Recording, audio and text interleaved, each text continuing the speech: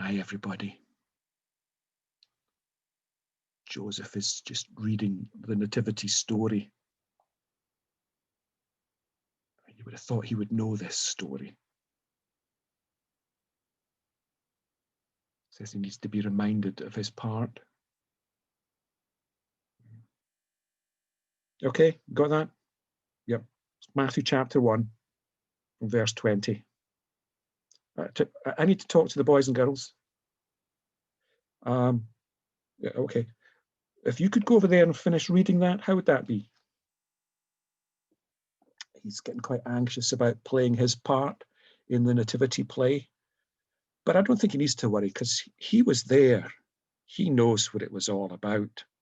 He was telling me what a huge surprise and shock it was when an angel appeared to him and said that the baby that he and Mary would have would be Jesus. A special name, Jesus. It means God to the rescue. God saves us. And the angel appeared to Joseph and Mary and told them how precious and special their baby would be. It was a huge shock to him. I was telling him I had a bit of a surprise too when I was first going out with my wife. We had a little talk, Mrs. Younger and I, about babies. And I was just trying to find out how she felt about having babies. And she gave me a huge shock because she said, well, I'd already had 30 by the time I was 17. Just to explain, her mum fostered babies. Her mum fostered over 30 babies. So as my wife was growing up, even as a young girl herself, there was always a baby in the house. And she was right. She'd had 30 babies by the time she was 17. They weren't all her babies. Quite a lovely thought that her mum cared for all these babies, got them ready and passed them on for adoption. 30 babies. I was telling my mum about that. And my mum surprised me too because she said, oh, that's nothing. I had hundreds of babies. And I thought, what? How many brothers and sisters do I have then? And then she laughed. She'd had hundreds of babies because she was a midwife. It was her job to deliver babies. She once tried to count up how many babies. It was hundreds. 30 babies that my wife had looked after. Hundreds of babies that my mum brought into this world. But there's one special baby in the Nativity story.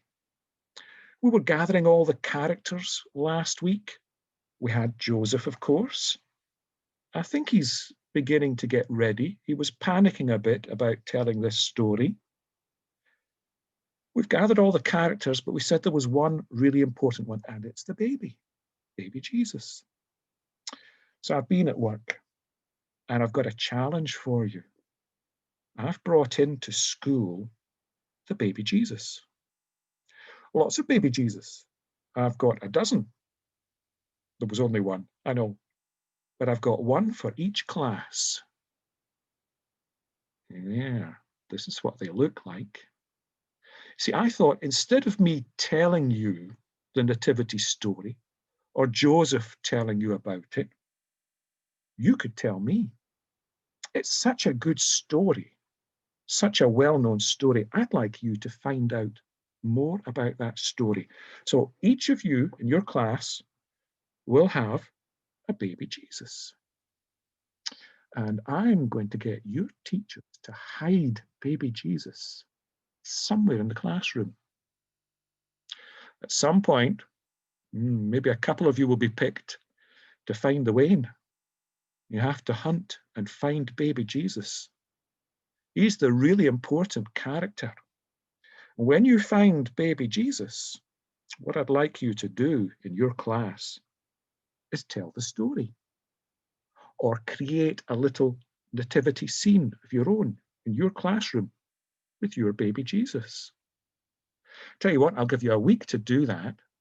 And then maybe you could take a picture of what you've made or a picture of somebody in the class telling the story.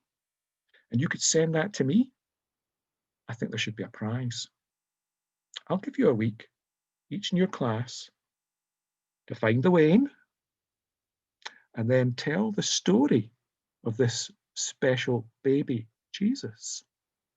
Then you send me your picture or your video, and I'll decide which is the best one, and I'll bring a prize in for that class. How'd you like that? Are you up for that challenge? Joseph wants to know if he can do it too. I'll give you a week to do it. It's such a wonderful story. Enjoy exploring it and let me know what you discover. You take care, and I'll see you next week. Bye.